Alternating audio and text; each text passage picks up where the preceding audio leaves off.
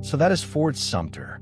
This is Charleston Harbor, South Carolina, April 12th, 1861. And I am holding a press credential that I printed myself before I left. Obviously, I'm going to try to get as close to the action as I possibly can. For now, the outskirts of Charleston. Here we go. In this episode, I used real historical illustrations, photographs, and battlefield maps from the public domain to turn them into photorealistic worlds. Everything you see is as close as we can get to the real thing. Enjoy, guys. This was a lot of work. Just between you and me, I want to get into as many places on this story as I possibly can. The Confederate camps, the streets of Charleston, all of it. I also want to try to talk to the men who are about to start this war. I feel like someone should at least try to understand what they are thinking on the morning it all begins. Wish me luck. The road into Charleston smells like gunpowder and bread. I don't know why those two things exist together this morning, but they do. Everyone is moving with a kind of energy that I can only describe as terrifyingly optimistic. Men are laughing. Women are standing on porches. A boy no older than 14 just ran past me wearing a uniform 2 sizes too big for him, grinning like he's heading to a county fair. Nobody here believes this is going to last more than a few weeks. That detail will haunt me for the rest of this trip. I've arrived at the edge of the city carrying a leather satchel, a notebook, and the kind of confidence that comes from knowing exactly how this story ends. That last part is both my greatest advantage and the heaviest thing I'm carrying. The men I'm passing right now, the ones cleaning rifles on fence posts, the ones sharing tobacco and arguing about General Beauregard's orders, the ones writing letters home on their knees in the dirt. Most of them have never been more than 40 miles from where they were born. They are about to become part of the most documented, most studied, most argued over conflict in American history. They don't know that yet. I do, and I genuinely don't know what to do with that. A Confederate sergeant checked my credential at the perimeter. He held it up to the light for a long time. I held my breath for an equally long time. He handed it back, nodded, and waved me through. I will never understand why that worked. The camp is larger than I expected. Rows of white canvas tents stretch further than I can see, organized with a precision that surprises me given that the Confederacy has technically only existed for 2 months. There's a hierarchy to everything here. Where you sleep, where you eat, where you sit. It is already embedded in the fabric of this place before the first shot has even been fired. The ground is red clay. Everything is red clay. My boots are red clay. I have accepted this. The men I'm meeting here are volunteers, almost all of them. South Carolina boys, mostly. Some from Georgia, a few from Alabama who made the trip specifically for this. They want to be here for the beginning. They've been told this is history in the making, and they believe it with every part of themselves. One man named Thomas, a farmer from outside Columbia, shows me a photograph of his wife and 2 daughters that he keeps folded inside his Bible. He has very clear blue eyes, and he speaks slowly and carefully, choosing every word like he's paying for them individually. My wife thinks I'll be home by July, he says. I don't tell him what I know. I just write it down. The tent I've been assigned is shared with 4 other men. The canvas is thin enough that I can see the shadows of people moving outside it. There are 2 blankets per man and a wooden crate that serves as both a table and a chair depending on your mood and desperation. I've stayed in worse places. I've never stayed in a place that felt more like the edge of something enormous. The smell is very specific.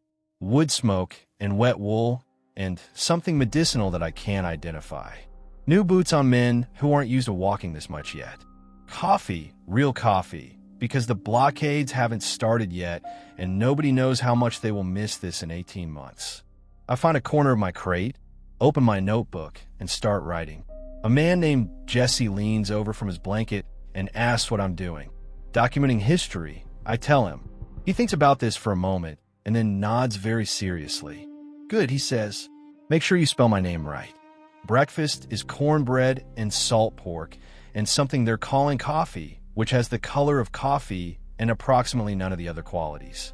I eat with a group of men from a regiment that assembled 3 weeks ago in Georgia. They're discussing, at considerable volume, whether General Beauregard will open fire on Fort Sumter today or wait until tomorrow. "It's going to be today," says a man named Caleb, who has the energy of someone who has been waiting his whole life for exactly this conversation. Beauregard's not a waiting man. He's already sent Anderson his terms. Anderson refused. "It's today." Anderson is Major Robert Anderson, commanding the small Union garrison inside Fort Sumter across the harbor. He has been there since December, resupplied by sea, refusing to surrender. The Confederates have been surrounding him for months. The standoff has been crackling with tension since before Lincoln was even inaugurated. I know how today ends. Caleb doesn't, but Caleb is right. "What do you think about all of this?" a man named William asks me. He's older than the others, maybe 40, with a gray beard and the kind of steady gaze that makes you feel like lying to him is not worth the effort. "I think it's the beginning of something much larger than anyone in this camp is prepared for," I say. He stares at me for a long time. Then he pours me more of the coffee-adjacent liquid and says nothing. I think he already knows. The afternoon is restless. Men are cleaning weapons they cleaned this morning. Officers are walking between tents with the posture of people performing calm. Word passes through the camp like a wave. Negotiations with Fort Sumter have officially failed. Major Anderson will not evacuate. The bombardment will begin before sunrise tomorrow. The mood shifts in a way that is difficult to describe. It doesn't become fearful. That's the thing that gets me. It becomes louder. Men start singing. A fiddle appears from somewhere. Someone produces a bottle of whiskey, and it makes exactly one full loop around the fire before it's empty. Thomas takes out his photograph again, looks at it for a moment, and puts it back in his Bible without saying anything. I walk to the edge of the camp and look out toward the harbor. Fort Sumter sits out there on its artificial island, a squat brick structure in the middle of Charleston Harbor, the American flag still flying over it. From here, it looks almost peaceful. From here, it looks like something on a postcard. In less than 12 hours, 43 Confederate cannons will open fire on it simultaneously, and the war will begin. I stand there for a long time. Nobody comes to stand next to me. I think they can tell I'm having a moment, and they're polite enough to leave me to it. Evening in the camp is quieter than the afternoon. The singing has stopped. The fire is lower. Men are writing letters home, and I watch them do it, bent over paper in the firelight, pressing down hard with their pens like they're trying to push the words all the way through to the people waiting for them. I sit near enough to the fire to see, but far enough to feel invisible, and I write everything down. The names, the faces, the specific way Thomas holds his Bible, the way Jesse laughs too loud at everything, the way William doesn't laugh at all, but watches everything with those steady gray eyes. I am documenting the last night of the pre-war world for these men, and they don't know it, and I do, and I keep writing because I don't know what else to do. I leave the camp before dawn. The streets of Charleston are already alive.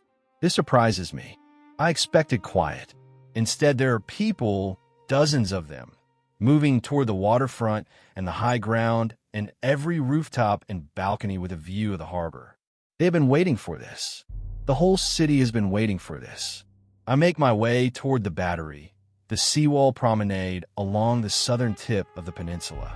It is, I can tell you with confidence, the best viewing position in the entire city for what is about to happen. And the citizens of Charleston know this.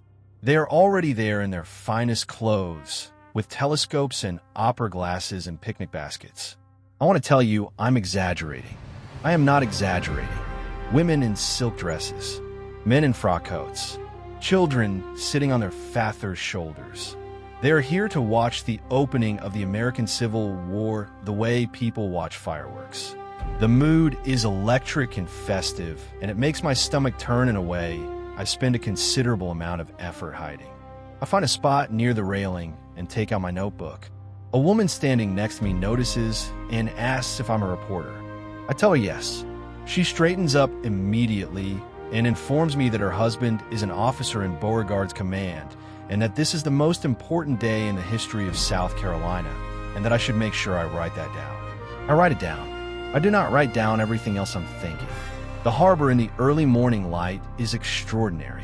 The water is dark and flat and calm, and Fort Sumter sits in the middle of it like a chess piece. The Confederate batteries are positioned all around the harbor, on Sullivan's Island, on James Island, on the shore of the peninsula itself. 43 guns total. I know this because I have read every account of this morning ever written. Being here and knowing all of that at the same time is one of the strangest feelings I have ever experienced. 4:30 a.m. The first shot is a mortar shell fired from Fort Johnson. It rises in a long arc over the harbor and explodes directly above Fort Sumter in a burst of white light. The crowd on the battery gasps, then cheers, and then every gun in the harbor opens up at once. The sound is not like anything I was prepared for. I have read descriptions of it. I have seen dramatizations of it. None of it comes close to standing 40 yards from one of those cannons when it fires. The concussion moves through your chest like a physical thing. The ground vibrates. The air vibrates. A woman next to me grabs my arm without appearing to notice she's doing it. The children who were sitting on their fathers' shoulders 20 minutes ago are now pressed into their fathers' coats with their hands over their ears. The bombardment will last 34 hours. I stand on that seawall, and I watch and I write, and I try to hold on to every single detail because I know what this moment is. I know that in 165 years, people will study this morning in school. They will write dissertations about it. They will argue about it. They are not here. I'm here, so I write. The smoke from the guns drifts across the harbor in long, pale ribbons. The flag above Fort Sumter is still flying. Inside that fort, Robert Anderson and his 76 men are huddled behind walls that are absorbing approximately 4,000 rounds of artillery. I'll walk away from the seawall after 2 hours, back through streets that are entirely awake, moving with the energy of a city that believes it is winning something.